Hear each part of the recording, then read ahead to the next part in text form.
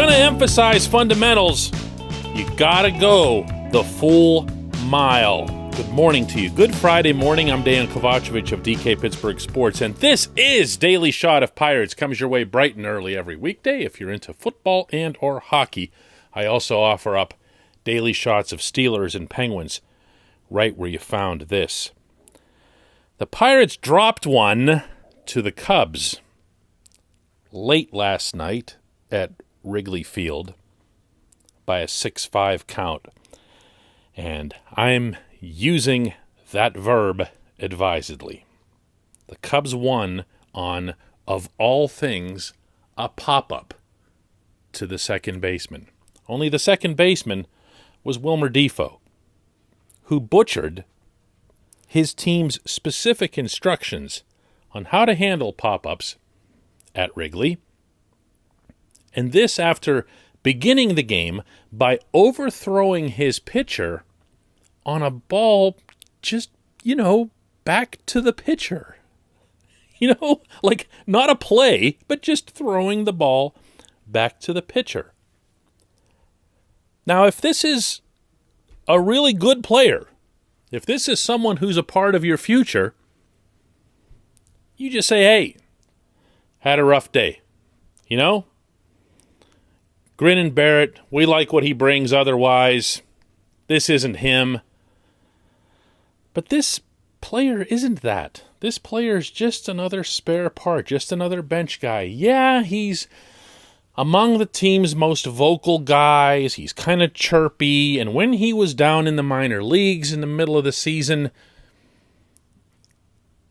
Derek Shelton and others brought up how much he was missed and his presence and blah, blah, blah.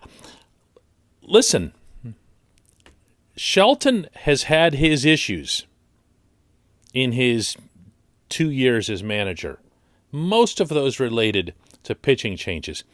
If you listen to this show regularly, you'll know that I don't hold that as a real high priority.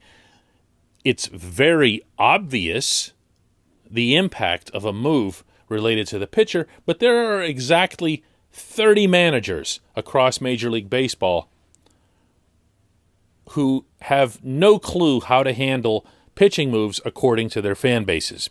That's just how it is, because you only remember the ones that go wrong. You never take note of the ones that go well. Simple as that. Listen, I'm not putting myself above that. I do the same thing. Been doing it my whole life.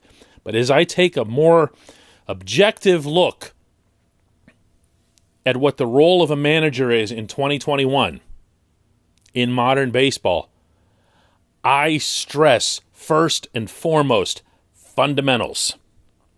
And that's the principal reason that I've felt as strongly as I have about the job that Shelton's done this season, in spite of this team careening hard toward 100 losses. There's a lot of different things that I can live with in year 1.5, if you want to call it that, of a build from the ground up. There are a lot of things that are going to go wrong. There's going to be bad offense. There's going to be bad pitching.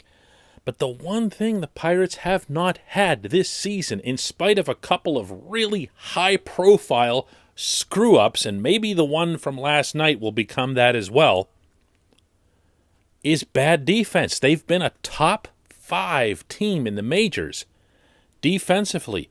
They've been really sharp fundamentally. And part of the reason for that is that the manager has instilled it, has put in practices that he's learned from other organizations where he's been, that he's learned from his own studies, that he's learned, I'm sure, from some of the coaches on his own staff right now. And they have collectively done a really, really good job of this.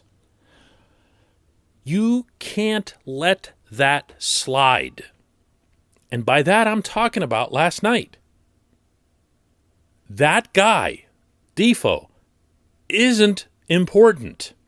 Mitch Keller and his 6 superlative innings, that matters. David Bednar and his 2 superlative innings, That matters. Those are 2 of my 7 guys who matter on this roster. This guy, Defoe, doesn't matter.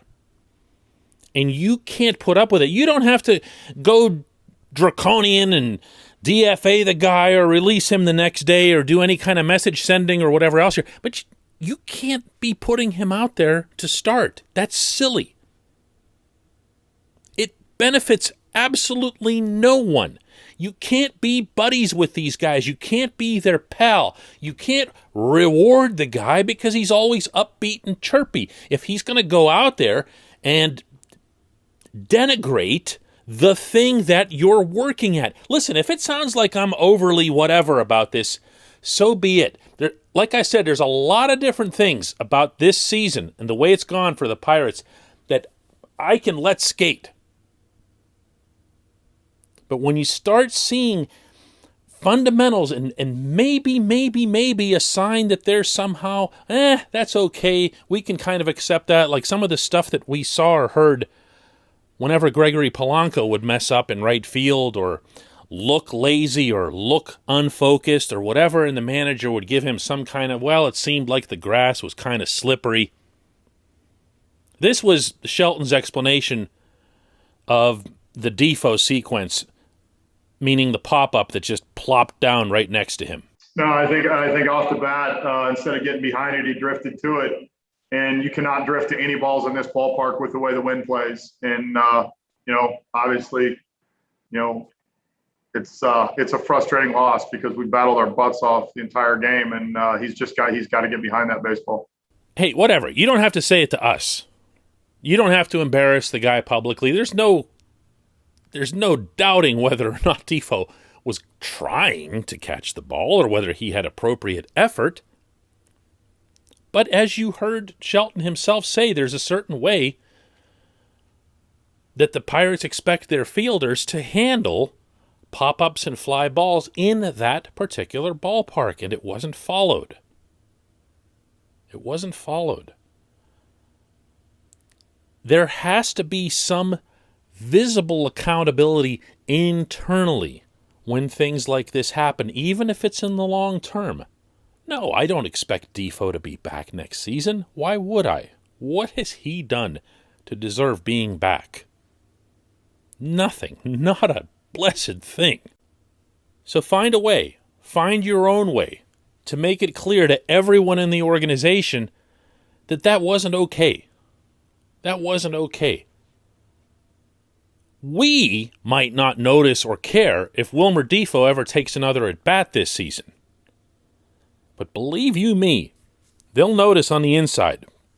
They'll notice it throughout the organization. Go ahead, lose 100 games. Don't let this singularly important component of your identity slip away. Don't do that. When we come back, just one question.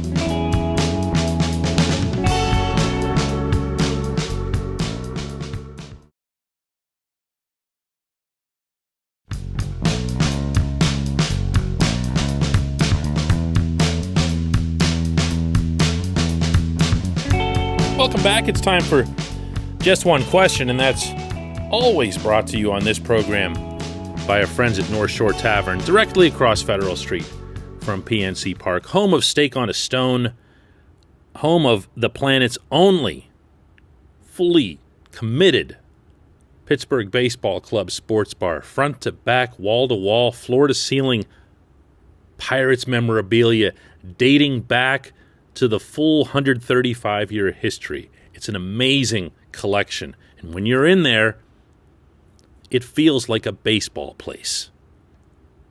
Great place to watch games when the Pirates are on the road, as they are this week. But more than that, just a great place. Tremendous food and good people. Visit North Shore Tavern. Our question for today comes from Cozy, who asks, DK, is Ben Cherington really going to leave Gonzo in Greensboro all year? Also, does him getting about 15 to 20 games in Double-A at the end of this year really even make a difference in his development? Gonzo obviously is a reference to Nick Gonzalez, the Pirates' #1 draft pick in 2020. And I've been barking a bit myself about Gonzalez staying at High A Greensboro when he has completely ripped up the league, especially of late with his ridiculous 2-game barrage this week with 5 home runs and 15 RBIs. And no, I did not misspeak. That was 2 games. For the season, Gonzalez is batting .303 with 16 home runs and 47 RBIs in 306 plate appearances. He's done a lot of good things in a span of 66 games. And yes, especially in light of the fact that some of his draft peers have moved higher, meaning around baseball, than Gonzalez, it looks especially conspicuous that he's still in A-ball. However, there are a couple of considerations here. One is that even though he's doing great and killing it and everything else, he has played 66 games, meaning these 66 games of professional baseball. That's it. Remember that the pandemic kept everybody down. Second, to answer one of your sub-questions there, no, the difference really isn't that huge. More and more with each passing year, you hear scouts and baseball evaluators say that the lines are being blurred between the various minor league levels. Gonzalez could have gone to Altoona, and all that would have been accomplished is that he'd have to meet a whole new group of people, adjust to a bunch of other circumstances, and, as you point out yourself, get a maximum of a couple dozen games in. Third, and finally, and this is right from Charrington's mouth, so you don't have to guess at it, this GM values players competing for team championships in the minors. He wants them to learn how to win together. He wants them to experience the real highs that come with a scenario like, for example, Gonzalez hitting that walk-off grand slam the other night against Hudson Valley, the team they're trying to fend off for a playoff spot. If you saw the video of this, it's pretty dramatic stuff. And the entire Greensboro bench, I was about to say, comes hopping out of the dugout, except that they're called the Grasshoppers. And they're all waiting for him, and they're jumping up and down, doing that thing that happens in baseball games after big walk-offs. But this was, by any definition, a really, really big one for that team.